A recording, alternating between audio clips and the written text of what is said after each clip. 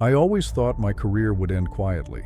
A retirement party, a handshake, a plaque on a wall, not with a creature bleeding out on my operating table that the world insists doesn't exist. October 3, 2002, Baxter County Medical Center, Northern Montana night shift. Rain tapping against the ER windows in quick, nervous beats. I was finishing a chart when the call came in. Mass trauma incoming. Unknown animal attack. Forest Service transporting. Unknown animals weren't unusual out here. Mountain lions, bears, occasionally wolves. But the dispatcher's voice wasn't calm. It was shaking. I remember thinking, that's strange. They've seen everything. 11:47 p.m. The ambulance doors burst open. 2 forest rangers jumped out first, soaked, faces pale, eyes wide in a way I'd only seen once before, after a school bus crash. Behind them came the stretcher, and on it, something covered by a black emergency tarp. Too big to be a bear, too long to be human, and breathing. Slow, deep, wet. "Doctor," one ranger said, grabbing my sleeve, "you're not going to believe this." I pulled the tarp back, and the world tilted. Hair, dark, matted, soaked in blood. A chest rising and falling like a furnace. Arms longer than any man's I'd ever treated. And a face, not human, not animal, something in between. Someone in the ER whispered, That's BigFoot." No one laughed. "My name is Dr. Aaron Kessler, trauma surgeon. 26 years in wilderness emergency medicine. I've seen bodies folded wrong by gravity, fire, steel, and time, but I had never seen this. 8.5 feet long, over 600 pounds, pulse slow, but powerful." "There was a rockslide," one ranger said. "We thought it was a bear until it stood up." Another ranger added, almost crying, "It tried to protect one of us." We were told to stabilize it. No questions, no phone calls, no records in the system. Just stabilize. That should have been my first warning. Inside the OR. The doors sealed. The lights came down. The rain hammered the roof, and the creature, the patient, let out a low sound that vibrated in my bones. Not a growl, not a roar, a moan, like pain, an awareness. I looked at my team. Every nurse was pale, every resident trembling. "Let's work," I said. Even my own voice sounded distant. When we opened him up, the fur parted under the scalpel like wet carpet. The blood was dark, almost too dark. His skin was thick, elastic, hot, muscle like braided steel. But what stopped us cold were the scars. Dozens of surgical scars, clean, healed, deliberate. This thing had been operated on before. My stomach dropped. The first shock came fast inside the rib cage.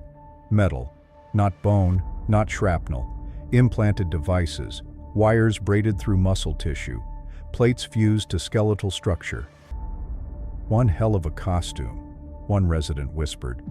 But no one believed that, because costumes don't have internal power sources, and costumes don't have tracking beacons stitched into organs. Then we found the second skeleton lodged inside the abdomen. Smaller, human. I stepped back from the table. My gloves were shaking. "This isn't an animal," I said quietly. "This is evidence."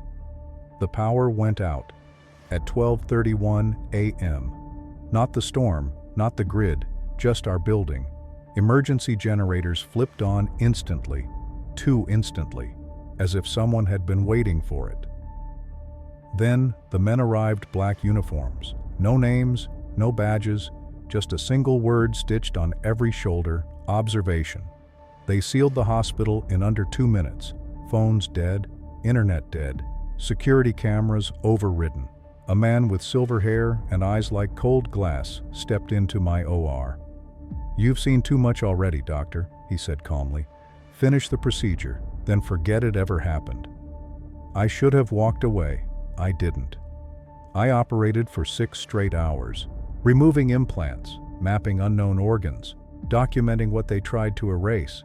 This creature wasn't natural. It was engineered, genetic markers spliced, Human DNA inside non-human muscle tissue, a hybrid, a project, a weapon.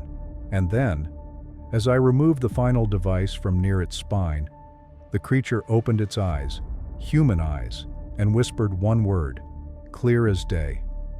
Help. That was the moment. Everything changed. The men lunged for the monitors. One nurse screamed, another fainted. The silver-haired man stared at me. You were never supposed to hear that. At 5:14 a.m., the patient died officially from blood loss. Unofficially? From something being deactivated remotely. The monitors flatlined at the exact millisecond all implants went dark. We were all debriefed. Threatened calmly, paid generously, silenced permanently. Every record erased, every scan destroyed, every sample confiscated. They told us it was a bear. They told us we imagined everything. They told us we'd lose our licenses if we spoke. But one thing they missed, a bone fragment, human, with a surgical serial number etched into it. I ran that number. Years later, it belonged to a missing Army volunteer from 1971. Presumed dead, but not really. What they caught that night was not Bigfoot. It was a man, changed, used, discarded, and hidden in the forest when they were done with him. And the worst part? Before he died. He looked straight at me and tried to say one more word, but his chest collapsed, and whatever truth he carried with him was buried with his body in a black convoy that left before sunrise. I used to think Bigfoot was just a myth. Now I know the real monster was never in the forest. It was the people who put him there. I never believed the myths, not the ghost stories, not the forest legends, not the things people whispered about late at night after too many drinks. I believed in bone, in blood. 11:47 p.m. on October 3, 2002. Baxter County Medical Center, Northern Montana, Trauma Wing, night shift. Rain hammered the windows like nervous fingers. I was finishing a routine chart. Vehicle rollover, closed head injury, stable, boring. That's when the dispatcher's voice cracked through the intercom. Trauma 1 incoming. Unknown species. Forest Service transport. Unknown species. Not unknown patient. Not unknown animal. Species. I remember freezing with my pen mid-signature. The ER went quiet, not silent, just alert. 5 minutes later, the sirens arrived. 11:54 p.m. The ambulance bay doors blew open. Rain poured inside. 2 forest rangers jumped out first. They were pale in a way hypothermia doesn't explain. Their jackets were torn, and there was blood on their boots. Behind them came the stretcher, covered in a heavy black containment tarp. The tarp was moving. Slow rise, slow fall, breathing. One of the nurses whispered behind me, barely audible, "Tell me that's not what I think it is." I pulled the tarp back, and the world shifted sideways. It was too big to be anything familiar, over 8 feet long, shoulders wide enough to stretch the gurney rails, dark hair plastered to massive muscle in thick, wet ropes, chest expanding with deep, powerful breaths that rattled the stretcher frame, and beneath the grime, skin. Too human. Too wrong. One ranger grabbed my arm. "Doctor!" It stood up. I didn't answer, because his face, that half-human, half-animal face, was staring straight at the ceiling lights like it understood where it was. Like it knew this was a hospital. They didn't say bear. They didn't say mountain lion. They didn't say anything at first. Then the younger ranger finally whispered, "We thought it was a bear," until it grabbed one of us and pushed him behind a tree. I looked at him. "Pushed?" He nodded. "In a rockslide. Saved him." The room smelled like wet iron blood, earth, ozone. Vital signs were faint but strong. Heart rate, 38 and steady. Blood pressure, unreadable on standard cuff. Temperature, 104.7 degrees Fahrenheit. This thing ran hot, too hot. "Or now," I said. No one argued. The locked operating room. The doors sealed with pneumatic hiss. No name was entered into the system. No incident report generated. Every screen displayed. Patient, unknown. This alone was a massive violation of protocol, but no one questioned it, because fear writes its own rules. When the scalpel touched flesh, it resisted, not like thick skin, like reinforced material. The blade still cut, but with pressure. Fresh blood welled up. Dark, almost purple. The first incision exposed muscle so dense it looked woven. Every resident leaned in. No one spoke. Then we saw the scars. Long-healed surgical scars along the rib cage. Perfect curves. Precise depth. Someone had operated on this being before. Recently. "This is wrong," Nurse Patel whispered. I nodded, but my hands didn't stop. The first device was found. At 12:26 a.m. metallic, embedded between rib and spine. Not shrapnel, not bullet, machined. With ports, with wiring. My stomach folded in on itself. "This is some kind of experiment," one resident said. "Or a prison," another whispered. We didn't know how close that guess was to the truth. The second discovery killed the room. Further inside the abdomen, entangled in tissue, was a human femur, with surgical markings, deliberate placement, not ingested, installed. No one spoke for nearly a full minute. I finally said the words none of us wanted to hear. "This isn't just a creature, it's a container." 12:31 a.m. The power died. Every light went out at once. Not a flicker, not a surge, just gone. Emergency generators snapped on instantly, too instantly, like someone had flipped a switch elsewhere. Then the doors unlocked by themselves, and the men came through. The men in black. No logos, no badges, no law enforcement markings, just black uniforms and calm eyes. One of them carried a silver case. Another carried a tablet already displaying our live surgical feed. They were watching us before they entered. A man with silver hair stepped forward. "You will continue the operation," he said calmly. "You will not document anything that occurs inside this room." I noticed then, he never asked a question. The hospital was taken over. In under 2 minutes, security feeds cut, phones dead, internet disabled. Local police never responded to our panic alerts because they weren't meant to. The command came back, cold and simple. Stabilize the asset, not patient, not creature, asset. The truth was inside his spine. We followed the wiring paths deeper, behind the vertebral column. Interfaced directly with nervous tissue, there was a central control implant. Power source still active. Heartbeat synced to it. As long as the device lived, so did he. Then his eyes opened. Mid-surgery. Slow. Focused. Tracking. Not animal reflex. Awareness. And he looked straight at me. His jaw moved. With effort. Pain. Will. And in a voice shredded by a throat not built for human speech, he whispered, "Help me." Chaos broke loose. One nurse screamed. Another dropped her tray. The silver-haired man stiffened. I felt the hair rise on my neck. "That's impossible," one resident whispered. The silver-haired man's voice hardened. "You were never supposed to hear that." 5:14 a.m. Termination event. We removed the central implant. The moment it disconnected, every monitor flatlined simultaneously. No stagger, no delay. One synchronized death spike, like a power station shutting down. The being exhaled once, and did not inhale again. Official cause of death? Hemorrhage. Unofficial cause? Deactivation. The cover-up began at sunrise. Black convoy, no sirens, no headlights. The body was sealed inside a containment unit.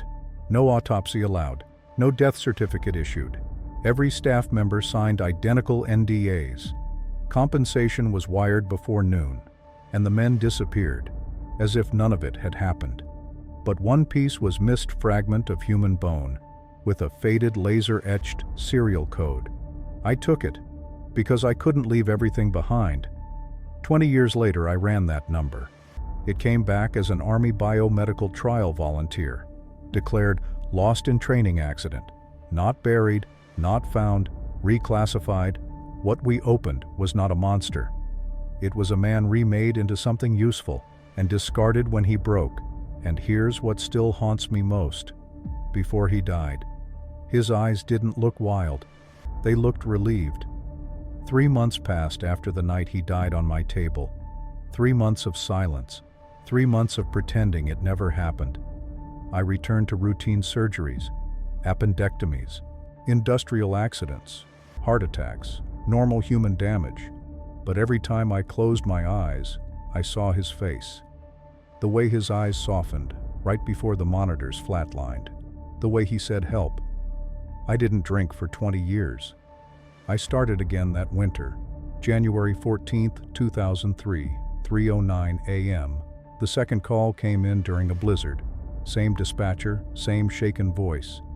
Multiple trauma incoming, Forest Service extraction. Doctor, it's happening again. My hands went cold. The snow was knee-deep.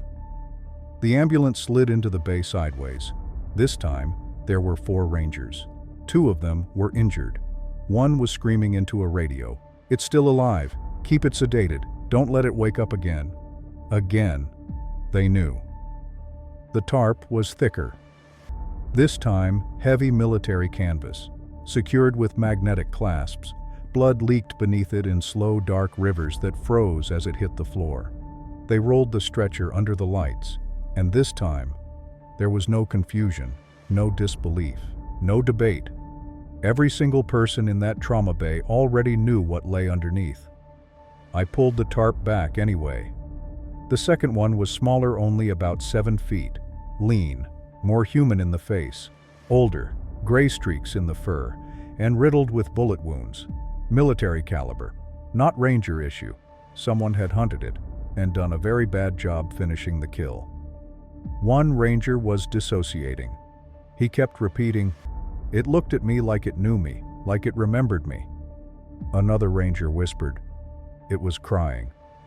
The men arrived faster. This time, 7 minutes. That's how long it took for the black trucks to arrive after we rolled inside.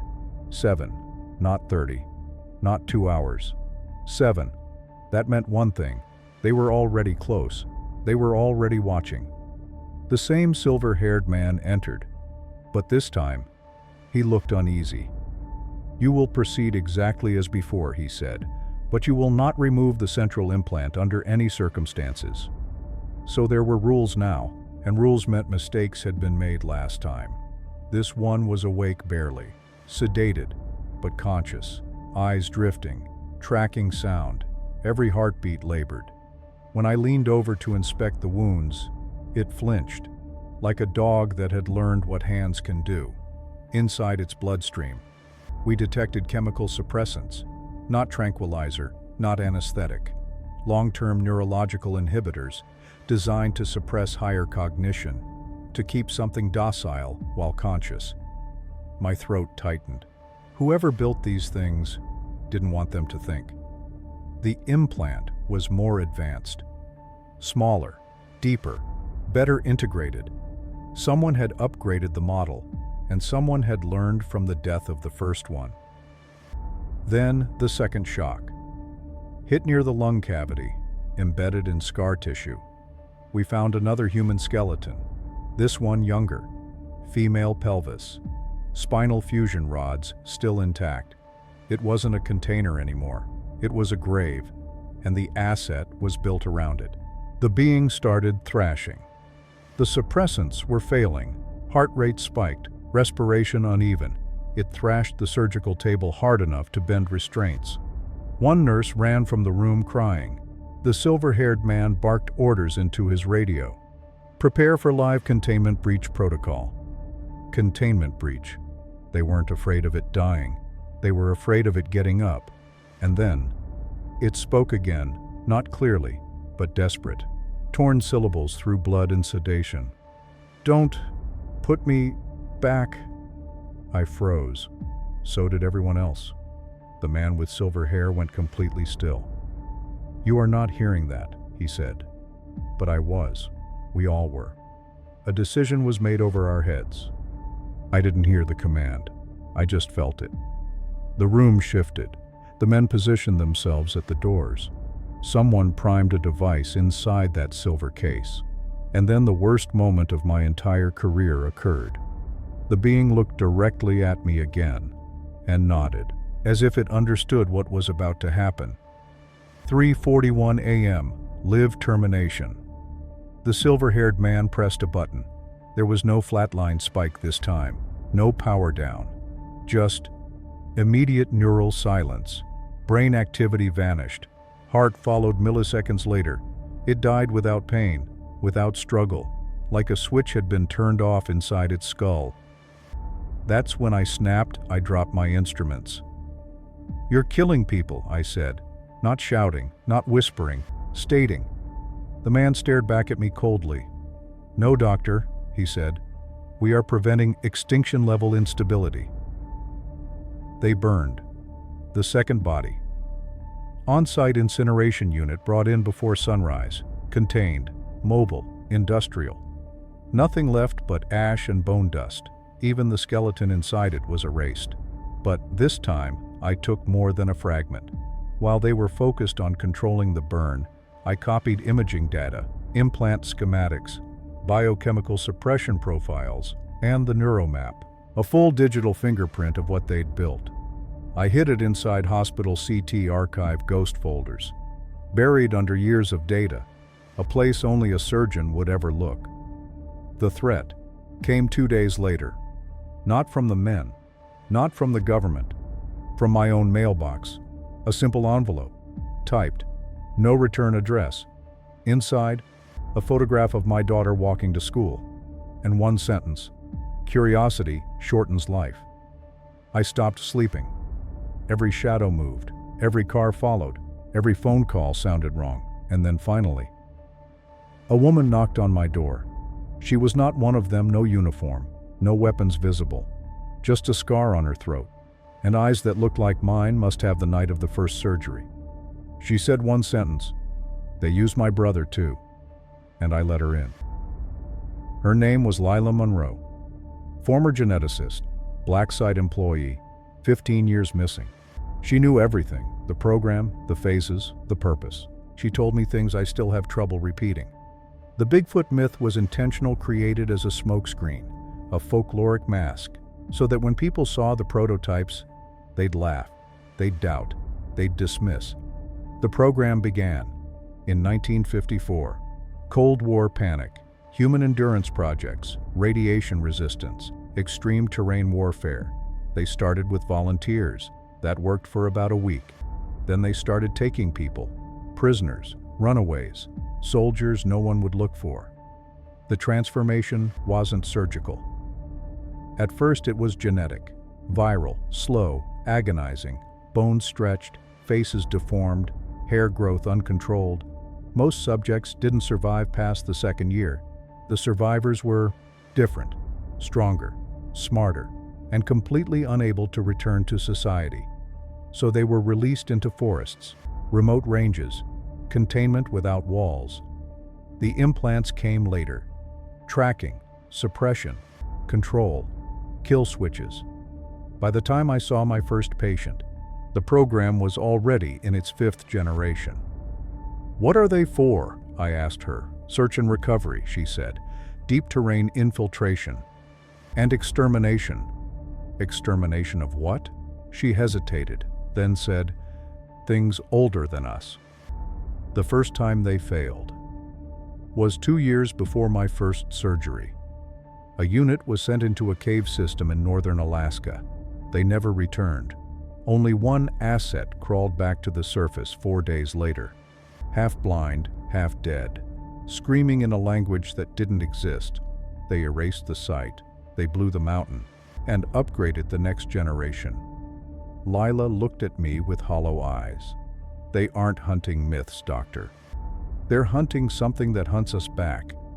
Before she left, she told me one final thing.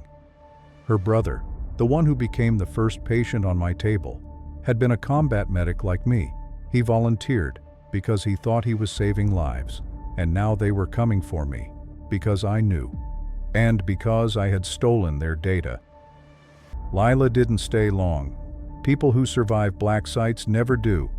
They move like smoke, always listening, always calculating exits. Before she left my house that night, she placed a small encrypted drive on my kitchen table. "Everything you stole," she said, "and everything they hid from you."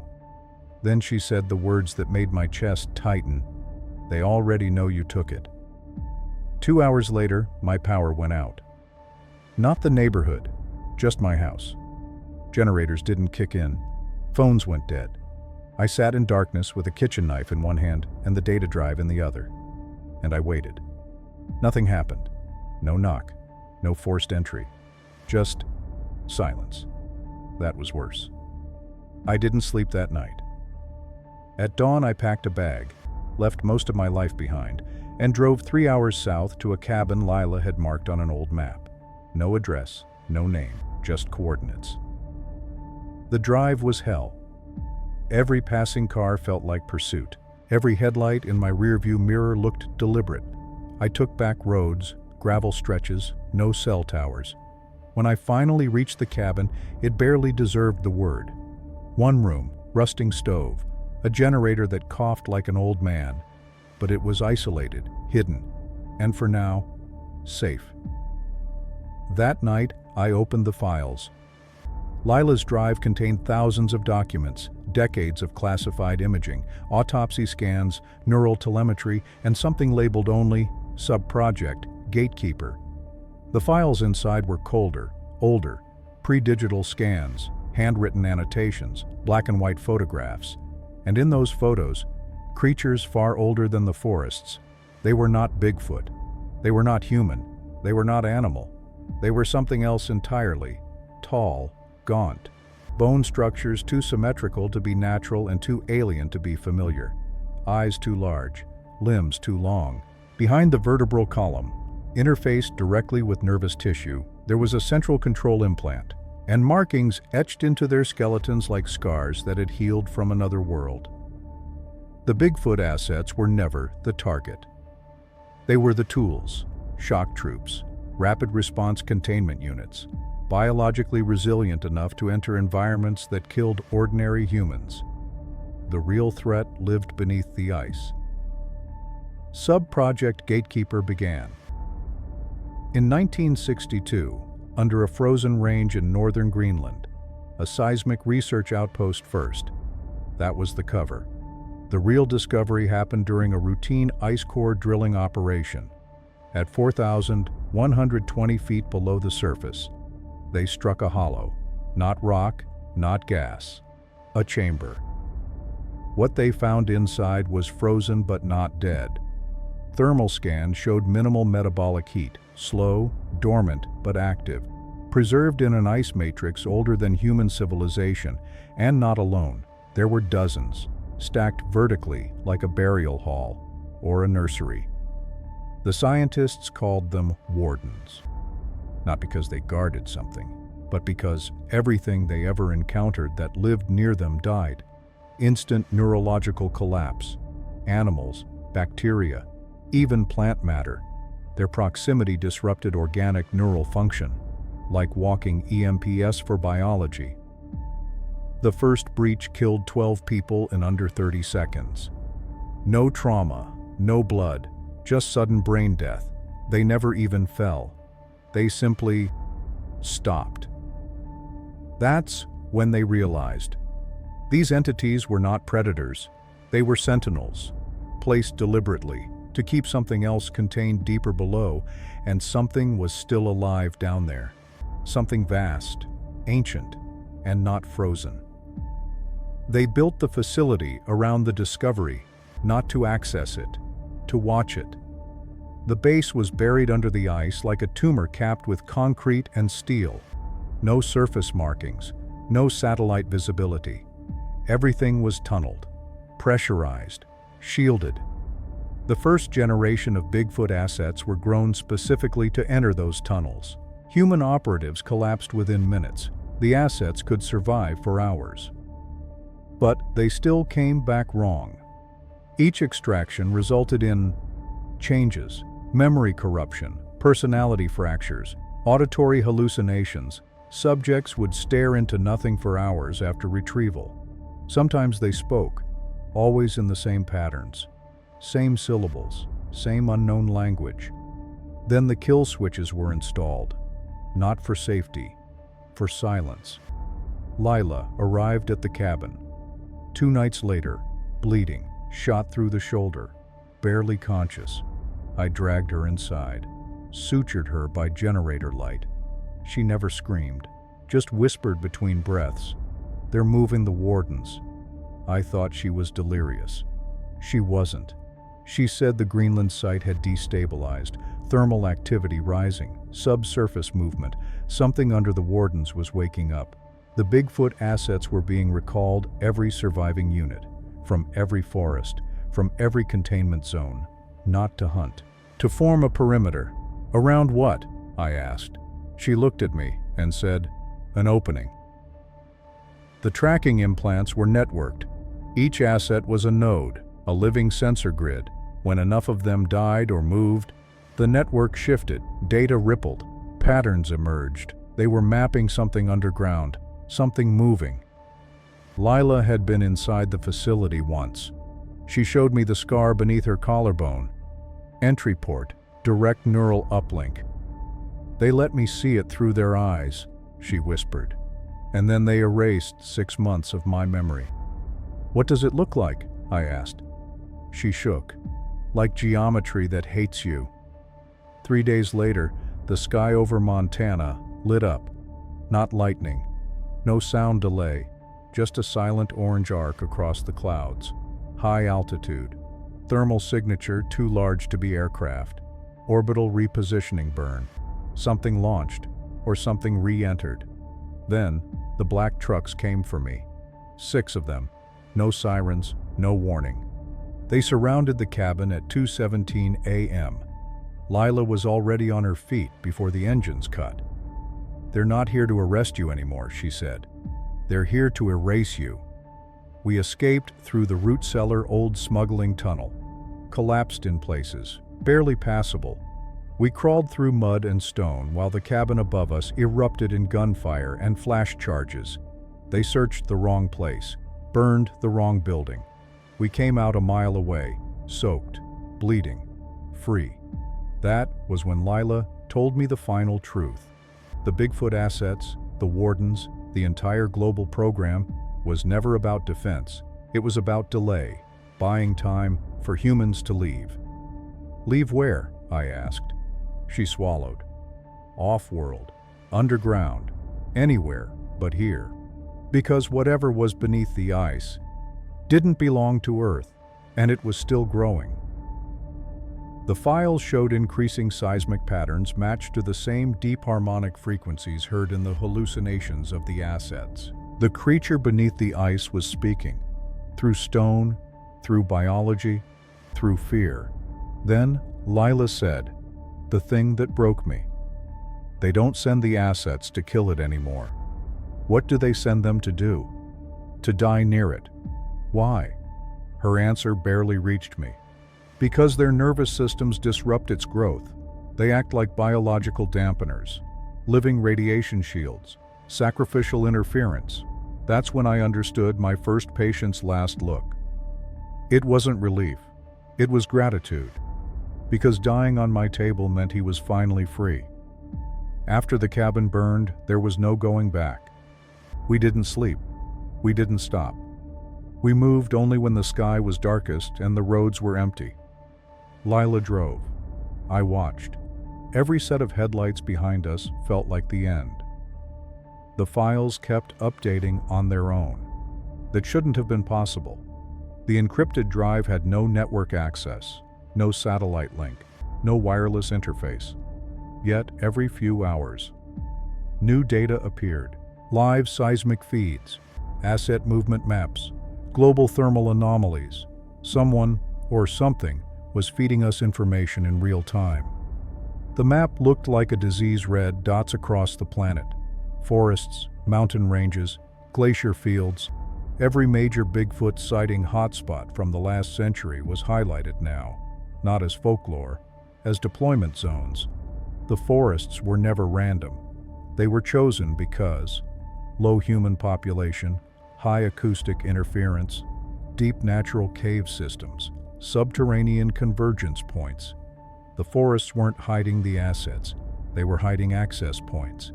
Lila took me to a dead research station in Idaho, officially abandoned in 1989. Unofficially, still warm, underground. We entered through a collapsed ventilation shaft. 3 levels down, the walls were still lit by backup power humming at subaudible frequencies. The facility was empty, but not abandoned. We found the walls, first covered in handprints, not Bigfoot, human, hundreds of them, pressing outward, as if people had tried to climb through solid concrete. Some had bled.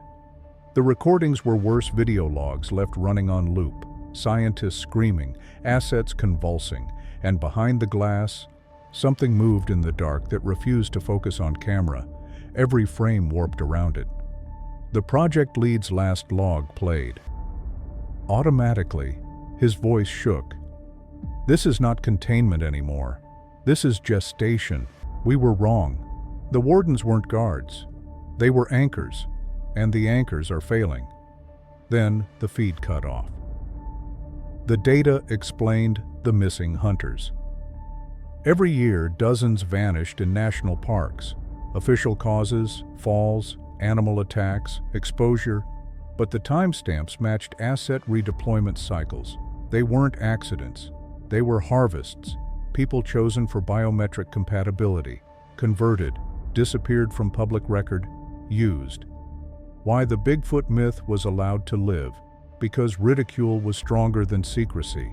Because laughter kills fear.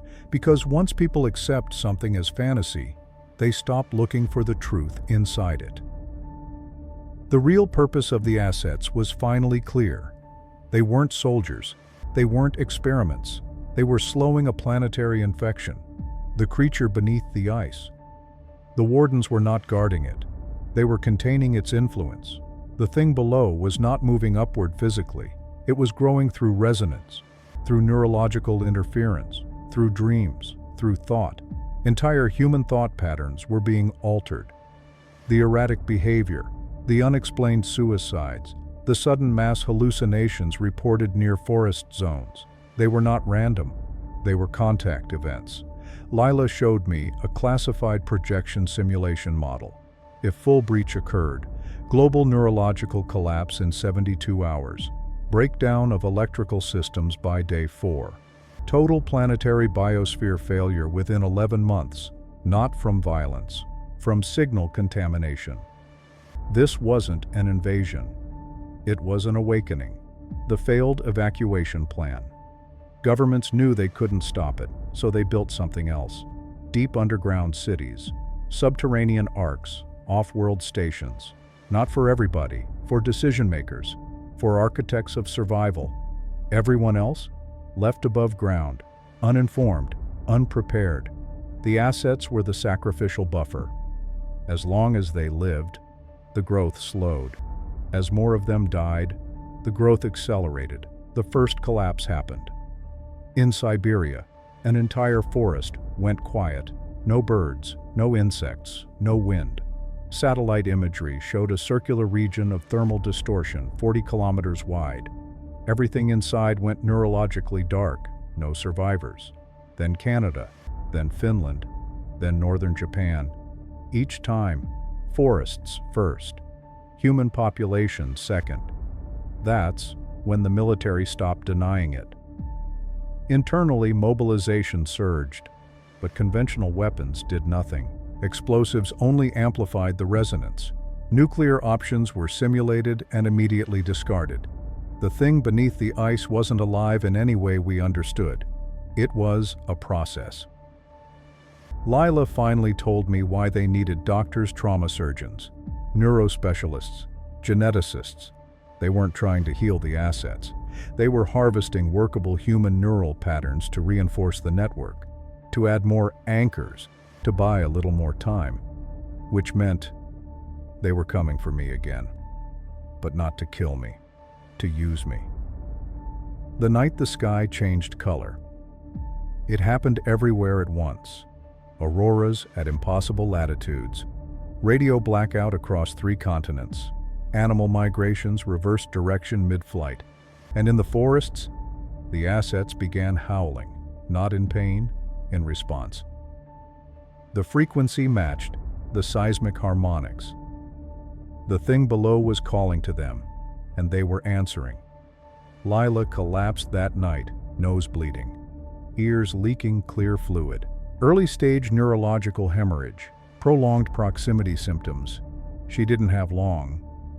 "You can still stop this," she whispered. "How?"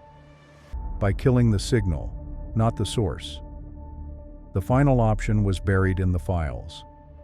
A contingency plan, never authorized, never completed. A sequence that would overload the warden's neural field simultaneously, causing a planetary psychic shock. It wouldn't kill the thing below, but it would knock it dormant again. For centuries, at a cost. I didn't want to ask what the cost was, but I already knew. Every remaining asset would die, instantaneously. Millions of converted humans wiped out in one wave. People the world never knew were missing. People already erased. When Lila died 2 days later, her last act was to press the authorization codes into my hand. Blood on my fingers, data on the drive, and the weight of a decision no human should ever have to make. The signal reached critical mass at 4:17 UTC. No warning, no countdown, no emergency broadcast, just a sound that wasn't sound, a pressure behind the eyes, a vibration inside thought itself. I felt it while staring at Lila's covered body on the cabin floor. For a single half-second, I understood every patient I had ever lost, every fear I had ever buried, every dream I had ever forgotten. Then it passed, and the world began to break. Global communication failed. In layers, satellites dropped first, then deep-sea fiber, then radio, then power, not in chaos, in sequence. As if something was turning off human infrastructure one sense at a time. Cell phones went dead across 3 continents in under 60 seconds. Aircraft lost avionics mid-flight. Emergency beacons activated automatically, then fell silent. The sky filled with helpless lights falling. The first emergency report came from Chile before their systems failed. "Patients are waking from comas," the doctor said in the shaky broadcast. "Not healed, changed. They're all speaking the same unknown language." The transmission cut. Then Rome, then Seoul, then Denver. Each report the same. Mass neurological activation, shared hallucinations, identical spoken syllables, different cultures, same words. People were dreaming the same dream. A dark ocean beneath ice, a pulse, a calling. Millions of brains synchronizing without permission. The forests answered first. Every remaining asset across the planet stood at once, simultaneously, no matter where they were held, no matter how deeply sedated, no matter how restrained. They stood and howled. In the same harmonic frequency, a planetary choir of something that had never been allowed a voice before. Then, the wardens failed. One by one. Thermal signature collapse across Greenland. Anchor points destabilized. The growth beneath the ice surged. Seismic sensors overloaded. Ice fractured at depth. Something began moving upward. Not physically. Influence first. People near forest zones didn't die. They changed. Eyewitness footage, brief, corrupted, terrifying, showed human posture altering. Spines arching backward, eyes dilating beyond normal limits, voices merging with the harmonic tone. And then the feeds ended. The data on Lila's drive spontaneously unlocked, as if the system itself had lost the ability to hide. All encryption failed. Global black site locations lit the map like dying stars. Subterranean facilities across 6 continents went dark, simultaneously. And then, the military broadcast leaked unintended global transmission. For 43 seconds, a general's voice. "This is not a war scenario. This is an extinction buffer collapse. Activate all sacrificial nodes. Repeat, activate." Signal died mid-sentence, but the command had already launched. The kill wave protocol armed itself. I watched it unfold through fractured data streams. The contingency Lila had given me was no longer dormant. Somewhere, someone had pressed the wrong confirmation, or the right one too late. All remaining assets were now primed for simultaneous neural overload. The sacrificial buffer would fire, whether I wanted it to or not. I had the only manual override.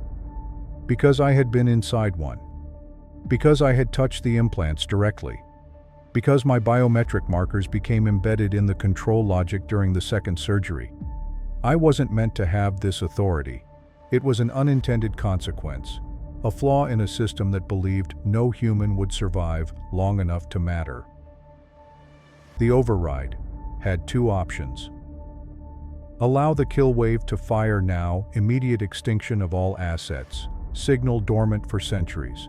Millions of erased lives vanish permanently. Delay the kill wave. Allow the growth to continue. Observe full breach. Possibly find another solution. Possibly doom everyone. The world was already slipping, hospitals overwhelmed with synchronized seizures. Navigation systems unusable, mass panic. Governments blind and deaf. No coordination, no control. Just fragments of civilization collapsing inward. That's when I understood the truth about the ancient cave art. Lila had shown me images I hadn't decoded until this moment. Neolithic paintings across the globe, the same towering figures, the same spiral beneath them, the same dark ocean under stone. Our ancestors had seen this before, and they had chosen the same solution: sacrifice. Humanity has always survived by paying with its own blood. The myth of BigFoot wasn't folklore. It was memory distorted by time. Survivors recording the guardians who died to keep something sleeping below. The signal found me fully at 6:02 a.m. UTC, not as pain, as recognition. My mind filled with the awareness that something vast had just noticed me looking back, and it did not like observation. The cabin began to shake, not from earthquakes, from harmonic pressure. Bones vibrated, teeth rang. Every electronic device that still functioned burst into static, and through it, a voice, not heard, transmitted directly into thought. The anchors are bleeding, and the door is open. I fell to my knees. Not from fear, from the sheer weight of contact. The intelligence behind the signal was not chaotic. It was ancient, patient, and absolutely certain. It did not hate us. We were irrelevant. We were a microbial byproduct on the surface of something older than tectonic plates. The kill wave armed, automatically. At 6:11, UTC final safeguard. No further authorization required. The system had determined collapse probability crossed the extinction threshold. The assets began to die where they stood, first in Siberia, then Alaska, then Scandinavia. Each death sent a ripple through the signal, as if something below was being struck repeatedly by invisible thunder. The howling became screaming, then static silence, one by one, across the planet. They dropped. The world felt empty for the first time. Like something essential had gone missing from reality. Then the signal faltered, harmonic destabilization, resonance feedback. For the first time since monitoring began, the growth rate declined. The thing beneath the ice recoiled. Dormancy began to reassert, slowly, violently. I was watching the end of millions of people who had been stolen, used, erased, and finally released, all at once. And yet, the breach stopped. The sky's impossible colors faded. The forests fell silent. The pressure inside thought dissolved. Humanity survived. But the bill was paid in lives that were never counted. 3 hours later, global power began to return, fragmented, unstable, but present. Emergency governments formed, evacuation plans halted, off-world launches aborted. The threat was dormant again, not destroyed, just sleeping. I should have felt relief. Instead, I felt watched, because something beneath the ice was still aware now, not fully awake, but no longer ignorant of us.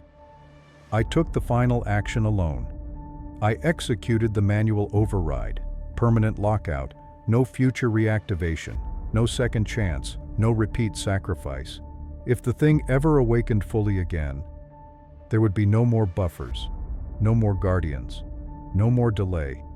The world would face it directly. I buried Lila that evening. No marker, no record, just a woman who saved a world that will never know her name. The final message did not arrive as words. There was no voice, no sound, no audible transmission. It arrived as understanding. Every human on Earth received it differently. Some felt it as terror, some as peace, some as grief they couldn't explain, some as nostalgia for a memory they never lived. For me, it came as clarity. 3 days after the kill wave, global systems limped back to partial operation. Governments announced solar storms. Scientists blamed geomagnetic anomalies. Social media called it mass hysteria. Humanity did what it always does when the truth is too large to digest. It shrank the story until it fit inside denial. But the message was already inside us. I saw it that night in a dream. I didn't choose no forest, no ice, no darkness, just a vast expanse of structure, layered, geometric, living architecture older than oceans, and within it, memory embedded into reality itself. The creature beneath the ice was not alone. It never had been. It was a single node of a planetary lattice, a seed sentinel, planted on countless worlds across the galaxy, long before humans learned to bury their dead. Earth was not under attack.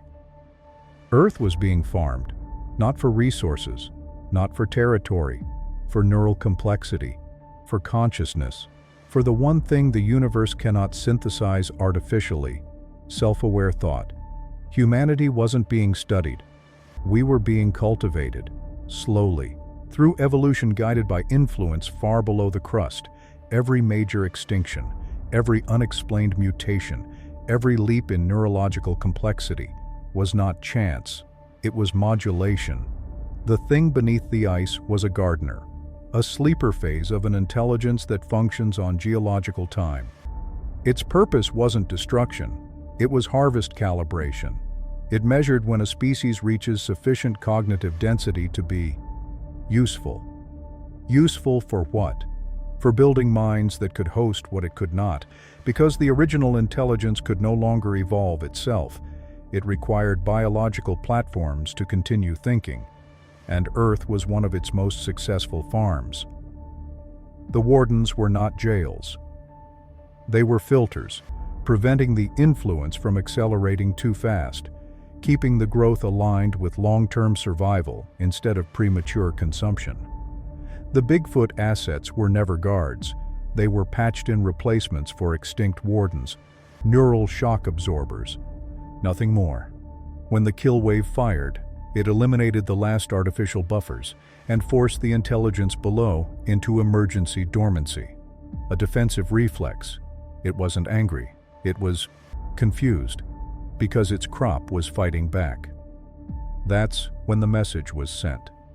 Not as a threat, as a record, a recognition, a receipt of loss. The translation came from inside my own neurosignature, because I had touched the gardener's interference network directly, because the implants had mapped my cognition deeper than they ever intended, because the system had accidentally made me compatible. The message was simple and absolutely terrifying. This cycle has deviated. The harvest is incomplete. Dormancy resumes until correction. There was no malice. In it only inevitability.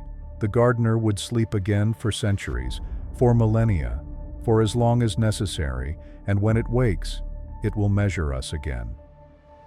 Humanity believes it survived an apocalypse. We didn't. We merely passed a delayed inspection. The world quieted after that. Governments buried the black site programs permanently. The assets were erased from all records, forests repopulated with life that didn't remember what had walked through it. People slowly forgot the pressure inside their thoughts, but some never did.